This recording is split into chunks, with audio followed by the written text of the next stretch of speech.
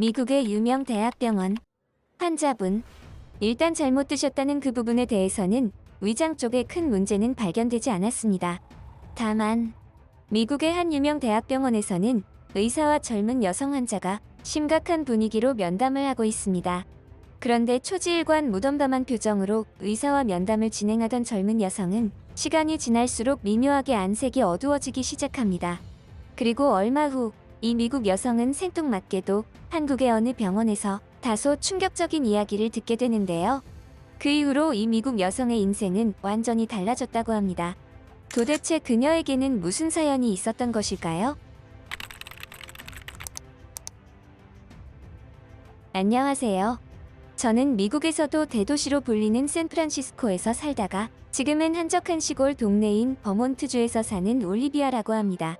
온갖 인프라가 존재하는 화려한 도시 샌프란시스코에서 지금의 한적한 시골인 버몬트주로 이사를 오게 된 것에는 저 나름의 이유가 있었는데요.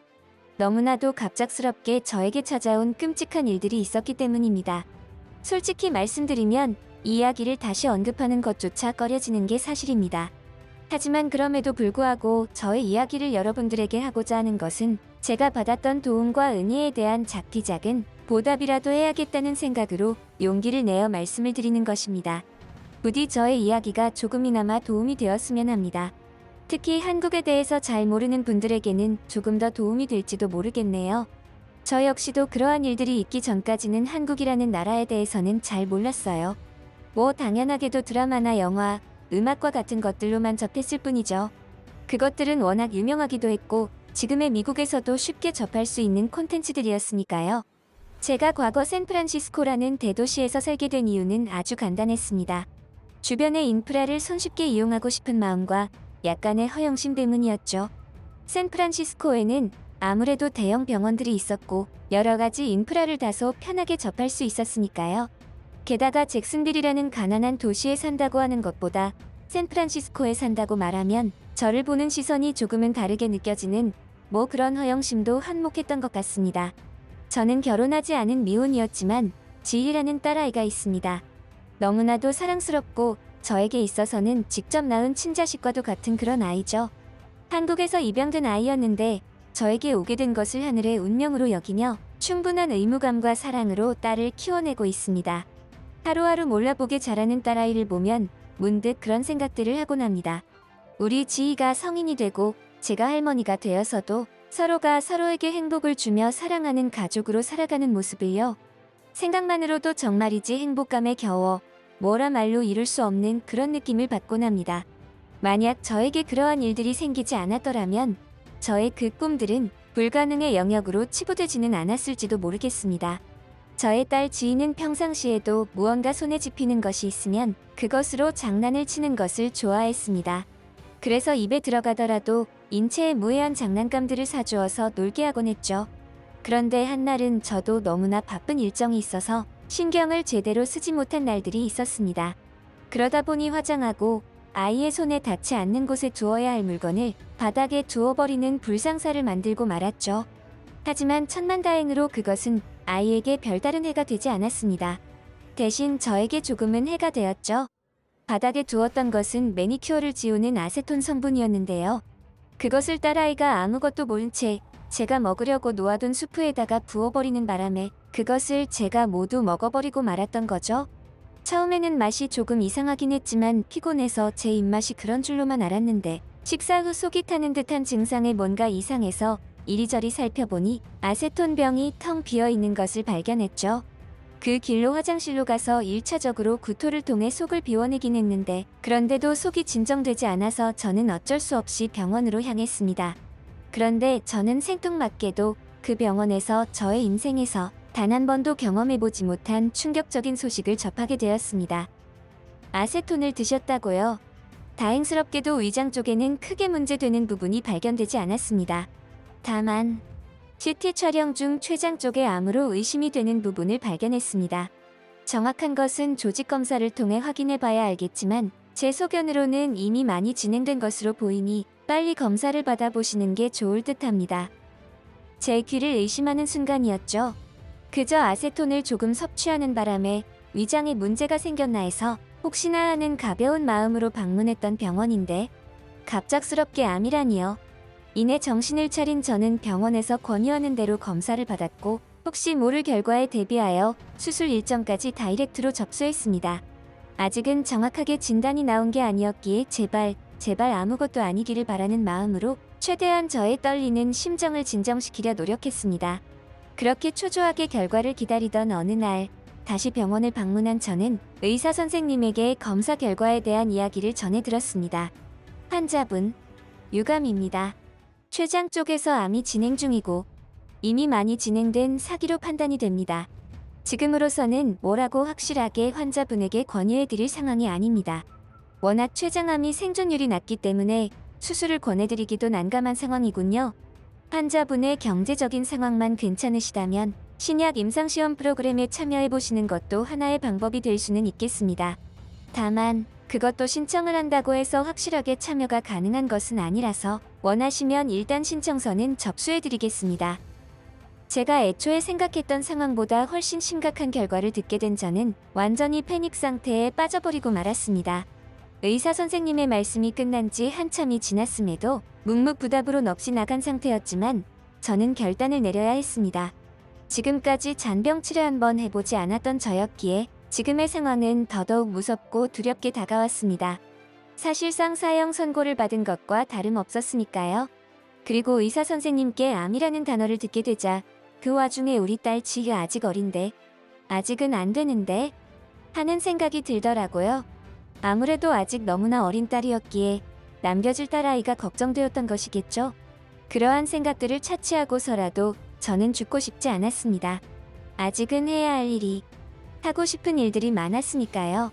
하지만 제가 상담했던 의사 선생님은 세계 제1의 의학 선진국 중에서도 유명한 대형 병원의 의사 선생님이었기에 저에게는 더더욱 참담한 상황이었죠.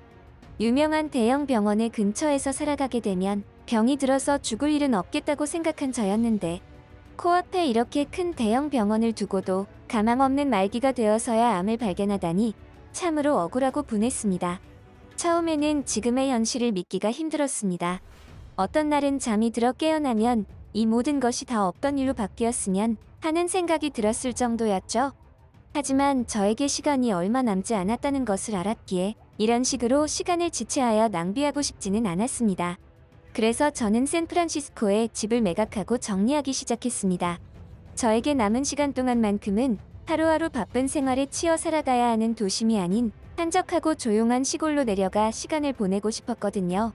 죽을 병에 걸렸어도 혈혈단신인 저에게는 누구 하나 고민을 상담할 가족조차 없었고 너무나 바쁘게 살아오다 보니 친구와도 멀어져 누구와도 연락을 하고 있지 않았던 제가 아프다는 이유로 다시 연락을 하는 것도 웃긴 일이라 생각되더군요. 오직 저 혼자서 판단하고 결정을 내려야만 하는 상황이었습니다. 결국 저는 낮은 확률의 수술을 받고 아무것도 못 해보고 죽을 바에는 그냥 남은 시간 동안만이라도 행복하게 살다가 가는 것을 선택했습니다. 이러한 선택을 하는 것은 저에게 있어서 꽤 큰 용기가 필요했습니다. 누구라도 자신의 목숨이 소중하지 않은 사람은 없으니까요.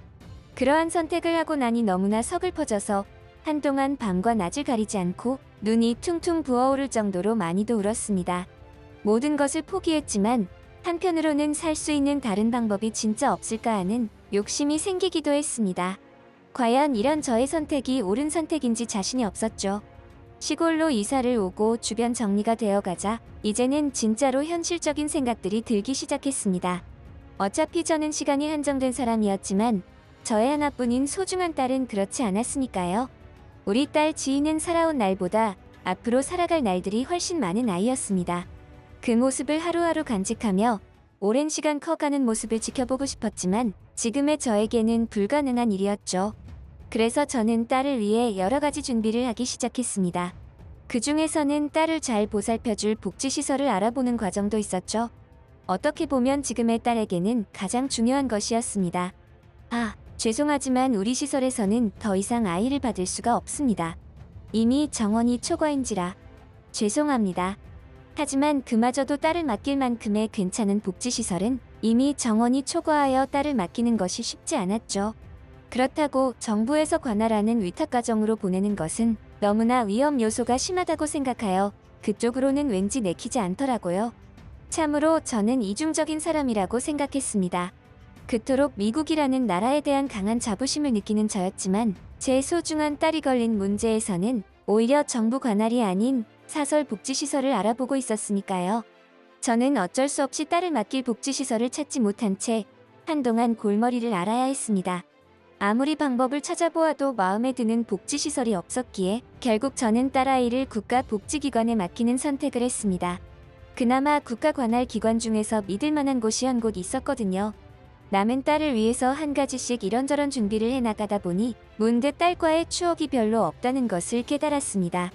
이제는 딸도 어느 정도 저와 대화를 나눌 수 있는 나이가 되었는데 아직 딸에게 엄마인 저를 기억하게 할 만한 추억거리를 주지 못했다는 생각이 들었죠.